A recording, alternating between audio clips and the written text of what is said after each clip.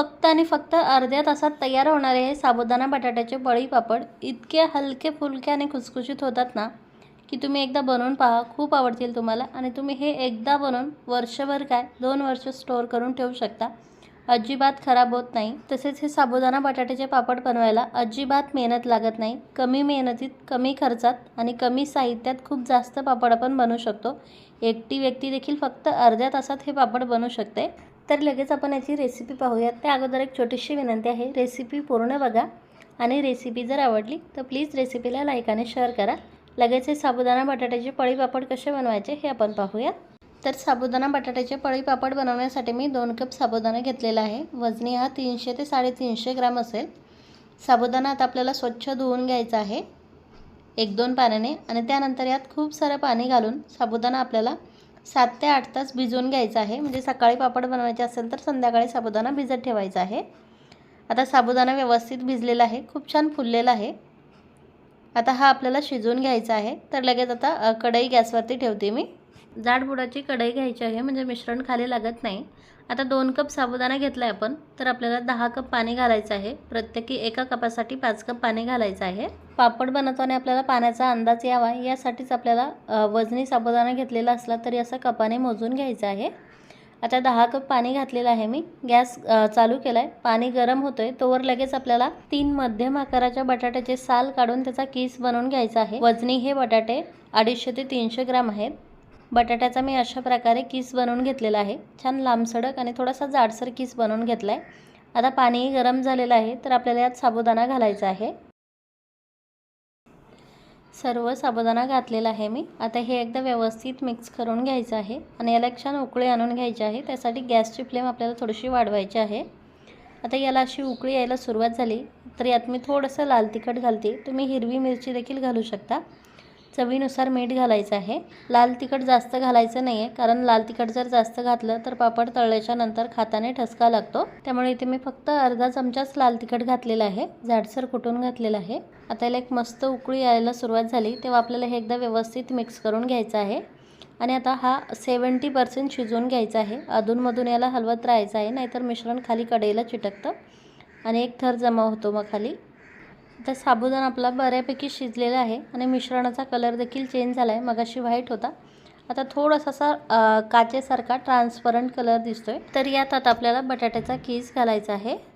बटाट्याच्या किसमधलं सर्व पाणी निथळून घेऊन त्यानंतरच किस यात घालायचा आहे. गॅसची फ्लेम थोडीशी वाढवायची आहे. हा एकदा व्यवस्थित मिक्स करून घ्यायचा आहे आणि ह्यात आपल्याला थोडंसं शिजवून घ्यायचं आहे, थोडासा सॉफ्ट होईपर्यंत. बटाट्याचा किस आपल्याला जास्त शिजवायचा नाही आहे, नाहीतर मग याचे तुकडे होतात आणि पापड देखील तेलकट होतात. त्यामुळे हे आपल्याला जास्त शिजवून घ्यायचं नाही आहे आणि खूप लवकर देखील बटाट्याचा किस साबुदाण्यामध्ये घालायचा नाही आहे. अधूनमधून याला असं हलवत राहायचं आहे. बटाट्याचा किसचा देखील थोडासा कलर चेंज झाला आहे. आता आपण हा चेक करूयात शिजला आहे की नाही. तर असं दाबून पाहायचं आहे. लगेच याचा तुकडा पडतोय म्हणजे किस आपला शिजलेला आहे. साबुदाणा देखील व्यवस्थित शिजलेला आहे. लगेच गॅस बंद केला आहे मी. हे मिश्रण थोडंसं थंड करून लगेच आपल्याला काय पॉलिथिन शीटवरती पापड बनवायला घ्यायचे आहे.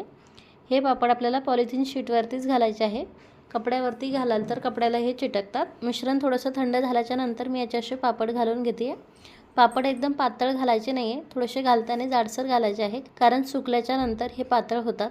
त्यामुळे याला जास्त पसरवायचे देखील नाही आहे. मिश्रण असं टाकून घ्यायचं आहे. गरज असेल तर थोडंसं पसरवायचं आहे. अशा प्रकारे आता फक्त 5 मिनिटात आपण हे सगळे पापड बनवू शकतो. त्याला लाटायला वगैरे काहीही मेहनत लागत नाही. फक्त पळीने टाकावे लागतात हे पापड आणि एवढे जबरदस्त लागतात ना खायला. लहान मुलांना देखील हे पापड खूप आवडतात, कारण साबुदाणा आणि बटाटा मिक्स असल्यामुळे खूपच खमंग होतात हे. आता सर्व पापड घालून घेतले मी आणि एवढ्या कमी साहित्यात एवढे सारे पापड तयार झाले.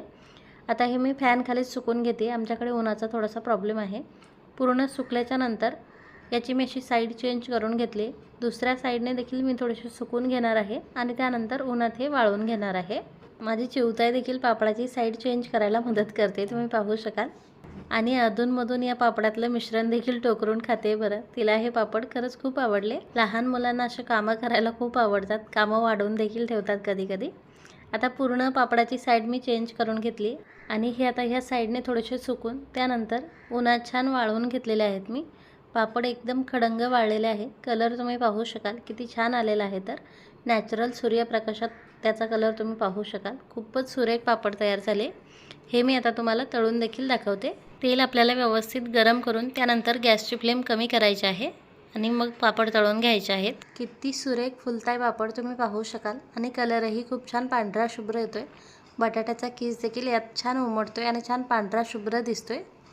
बटाट्याच्या किसामुळे हे पापड खायला खूपच खमंग लागतात आणि हे खूपच खुसखुशीत आणि हलके फुलके होतात. बरं, दुप्पट फुललेले आहेत आपले हे पापड आणि हे किती हलके झाले हे तुम्ही पाहू शकाल. अगदी सहज तुटताय. तर अशा प्रकारे हे खमंग खुसखुशीत बटाटा साबुदाण्याचे पळी पापड तुम्ही खूप झटपट बनवू शकता. खूप कमी साहित्यात खूप जास्त पापड तयार होतात. तर रेसिपी नक्की ट्राय करून पहा आणि रेसिपी जर आवडली असेल तर प्लीज रेसिपीला लाईक आणि शेअर करा. पुन्हा भेटूयात अशीच एक नवीन वाळवणाची रेसिपी घेऊन. Bye bye.